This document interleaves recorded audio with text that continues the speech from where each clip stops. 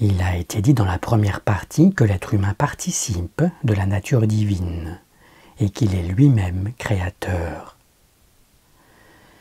Notre part divine est ce qui en nous a généré le triple corps que nous habitons, le corps physique, le corps vital et le corps du désir. Ce corps triple se trouve ainsi au carrefour entre ce dont il est la création d'une part et ce en quoi il se transforme d'autre part. Autrement dit, il est le passage obligé entre ce qu'il a formé, notre part divine originelle, et ce dont il permet l'apparition. Cela peut se représenter par ce schéma. Dans celui-ci, l'esprit triple désigne cette part divine responsable de la création des corps. L'âme triple est ce à quoi, au cours de notre évolution, les corps eux-mêmes donnent naissance en se transmutant. Le corps triple est à la fois ce en quoi l'esprit triple est potentiellement présent, moitié noire, et ce qui peut potentiellement se transformer en âme triple, moitié blanche. Développant cette conception, et cherchant à la représenter symboliquement, nous aboutissons au graphique bien connu du yin et du yang, qui se contiennent mutuellement. Le point blanc à l'intérieur de la zone noire est l'esprit triple à l'intérieur du corps triple. Le point noir à l'intérieur de la zone blanche est le corps triple à partir duquel l'âme triple se constitue. Le feu est ce qui témoigne de la présence de l'esprit triple dans le corps triple. L'air, ce qui témoigne de la formation de l'âme triple à partir du corps triple. L'eau, ce qui témoigne du corps triple en tant que matrice de l'âme triple. Et la terre est ce qui témoigne du corps triple en tant que création de l'esprit triple. Le passage d'un élément du point à la zone de même couleur est ce qui se définit en logique comme une actualisation, l'inverse comme une potentialisation.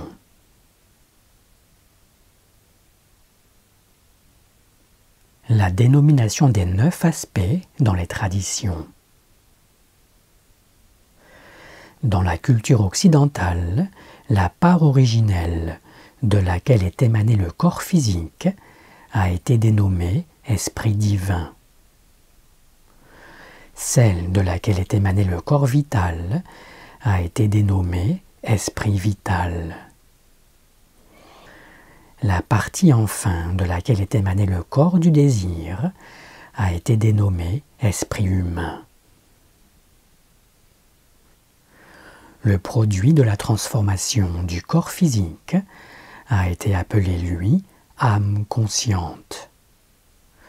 Celui du corps vital a été appelé âme intellectuelle. Et celui du corps du désir, âme émotionnelle.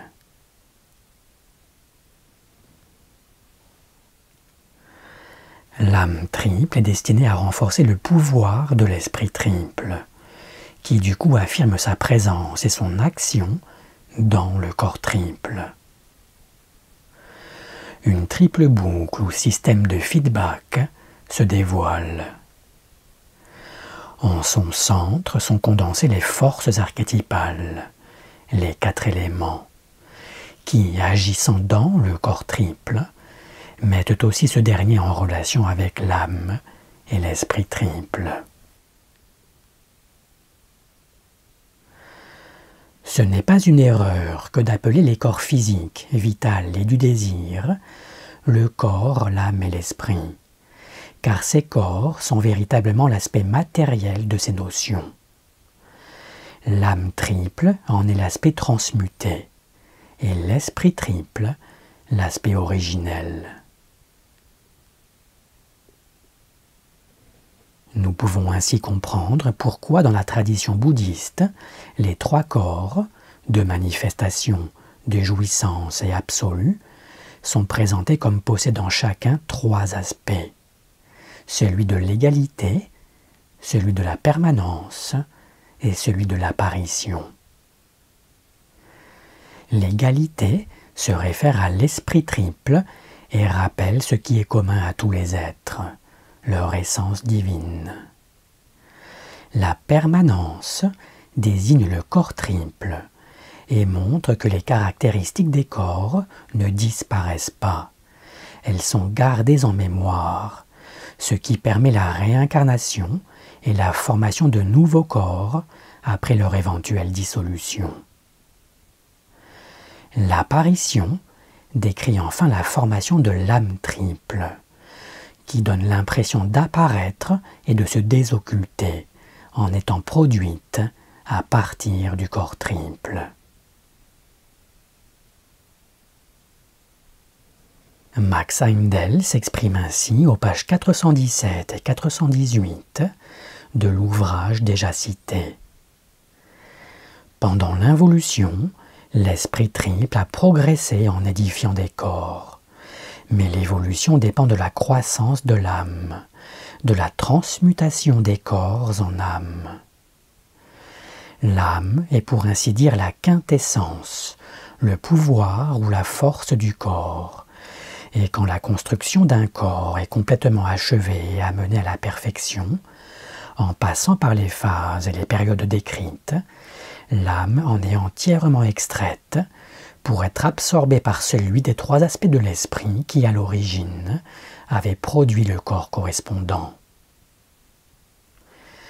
Tout ce qui a été l'objet du travail spirituel dans le corps du désir est transmué en âme émotionnelle et finalement assimilé par l'esprit humain dont le véhicule spécial est le corps du désir. Tout ce qui a été l'objet du travail de l'esprit vital dans le corps vital devient l'âme intellectuelle qui nourrit l'esprit vital, parce que cet aspect de l'esprit triple a sa contrepartie dans le corps vital. Tout ce qui a été l'objet du travail de l'esprit divin dans le corps physique devient l'âme consciente et finit par être absorbé par l'esprit divin, dont le corps physique est l'expression tangible. L'âme consciente croit par l'action les impressions extérieures et l'expérience. L'âme émotionnelle croit par les sentiments et les émotions qu'engendrent l'action et l'expérience. L'âme intellectuelle, en tant que médiatrice entre les 2 autres, croit par l'exercice de la mémoire, au moyen de laquelle elle coordonne les expériences du passé avec celles du présent. Les sentiments ainsi engendrés suscitent la sympathie ou l'antipathie, sentiments qui ne pourraient exister sans l'exercice de la mémoire, car sans elle, les sentiments résultant de l'expérience du moment seraient éphémères. Il n'y a pas que dans le bouddhisme où l'on trouve une description des 9 aspects de l'être humain. Les anciennes mythologies qui énumèrent 9 mondes, mythologie nordique, amérindienne, orientale, ou qui décrivent 9 domaines d'activité particuliers, les 9 muses de la culture grecque, sont des approches métaphoriques qui étaient destinées à sensibiliser, par le conte, les auditeurs à leur réalité. Encore plus intéressant, le Neiking, le plus ancien écrit détaillant les principes de la médecine chinoise, non seulement énumère aussi ces aspects, mais surtout liste leurs points d'émergence dans le corps. Ces points d'émergence coïncident avec des points d'acupuncture, en lesquels, afin d'aider au mieux son patient, le médecin prenait le pouls.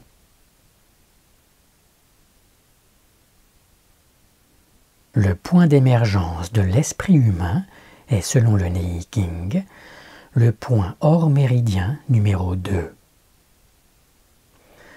celui de l'esprit vital, le point 21 du méridien triple réchauffeur.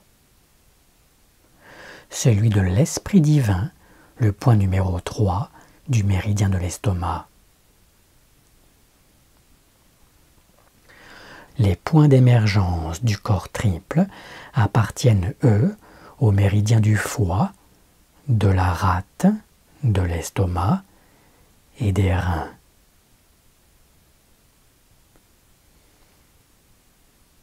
Enfin, l'âme émotionnelle émerge au 8e point du méridien des poumons. L'âme intellectuelle au 7e point du méridien du cœur. Et l'âme consciente au point numéro 4 du méridien du gros intestin. Ce tableau résume les correspondances entre les points d'émergence, auxquels étaient associés 9 chi ou énergie vitale, et l'esprit, le corps et l'âme triple.